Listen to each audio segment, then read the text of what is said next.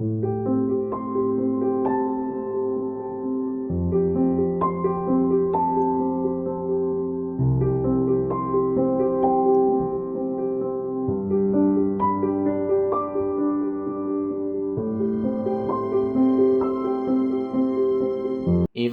de Jésus-Christ selon saint Luc, au chapitre 2, des versets 22 à 40.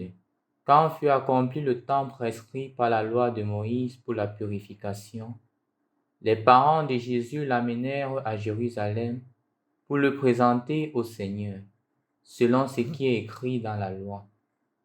Tout premier-né de sexe masculin sera consacré au Seigneur. Il venait aussi offrir le sacrifice prescrit par la loi du Seigneur. Un couple de tourterelles ou 2 petites colombes.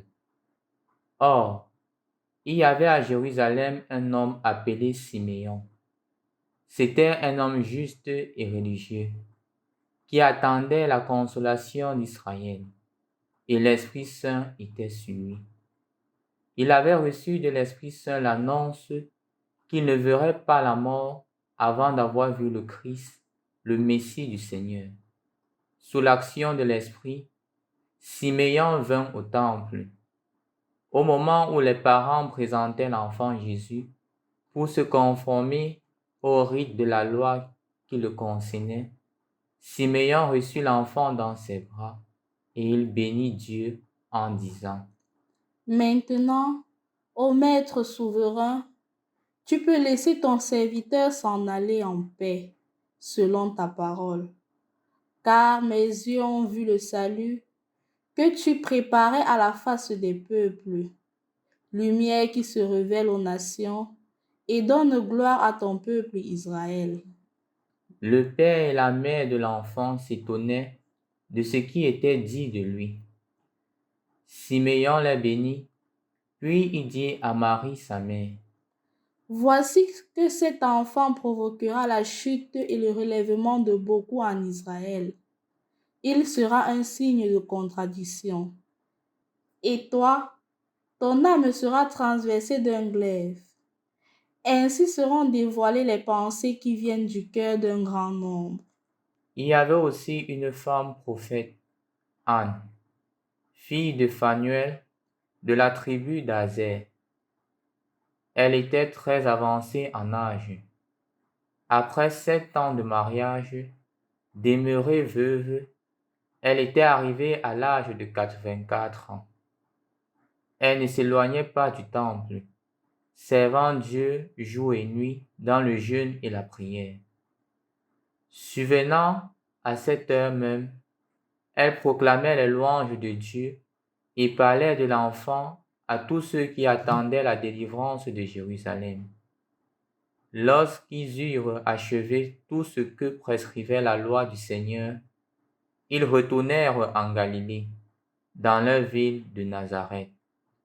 L'enfant, lui, grandissait et se fortifiait, rempli de sagesse, et la grâce de Dieu était sur lui.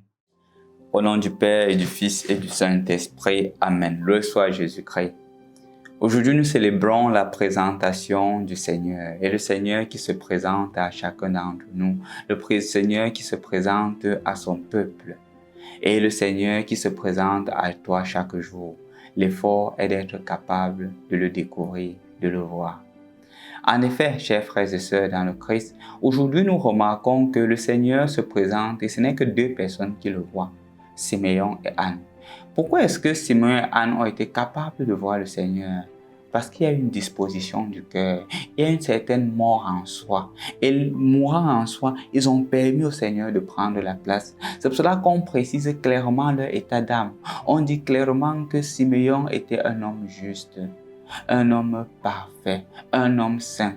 Et le Seigneur lui avait déjà promis en récompense à tout ce qu'il avait fait, qu'il ne verrait pas la mort sans avoir vu le Sauveur. On se rappelle clairement de Anne qui, étant devenue veuve tôt, elle a consacré sa vie au Seigneur.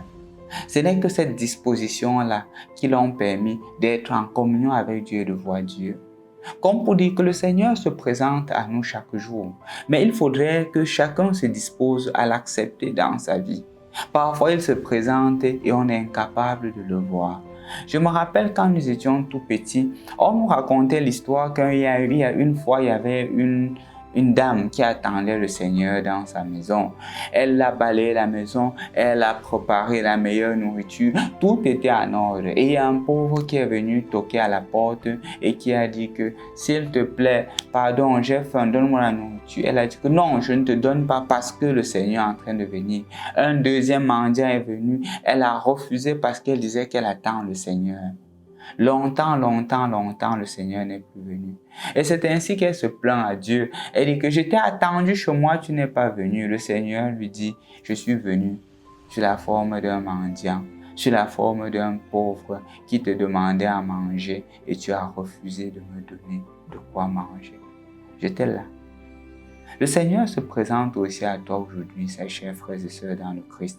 Le Seigneur se présente devant toi dans l'image de ce pauvre-là, dans l'image de cette personne qui a besoin de ton aide, dans l'image de cette personne-là qui a besoin de ton oreille pour pouvoir exposer ses difficultés, dans l'image de cette personne-là qui te demande des conseils. Et c'est le Seigneur qui te demande de l'aider. C'est le Seigneur qui demande ton aide. Malheureusement, qu'est-ce qui se passe? Parfois, au lieu d'en profiter, on abuse. On abuse de ces personnes à travers lesquelles le Seigneur se présente.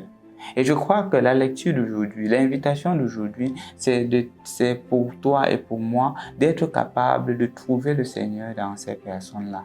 Et pour en être capable, nous sommes appelés à habiter en nous ou à faire habiter en nous l'attitude d'Anne et de Siméon, une pureté de cœur. On ne peut pas accueillir le Seigneur si nos cœurs ne sont pas purs. On ne peut pas accueillir le Seigneur si nous ne sommes pas libérés de nos égocentrismes, de nos désirs de pouvoir, de nos désirs de vengeance, de nos désirs d'orgueil et d'auto-affirmation. Accueillir le Seigneur demande une bonne dose d'humilité. C'est pour cela que je prie pour toi aujourd'hui et je prie pour moi que le Seigneur nous accorde la grâce de l'humilité. L'humilité dans tout ce que nous faisons, l'humilité dans nos relations avec les autres, l'humilité dans notre manière de voir les autres. Et ainsi, on sera capable de voir le Seigneur qui se présente à nous, dans ce pauvre qui frappe à ma porte, dans cet enfant qui me demande 100 francs, dans cette petite fille qui me dit que pardon, j'ai besoin de tes conseils, dans cette personne-là qui te dit voici la situation dans laquelle je traverse et je voudrais que tu m'aides à la résoudre et que tu sois capable de dire comme Siméon, j'ai vu le Seigneur, j'ai parlé du Seigneur et comme Anne, parler de lui à travers des actes concrets.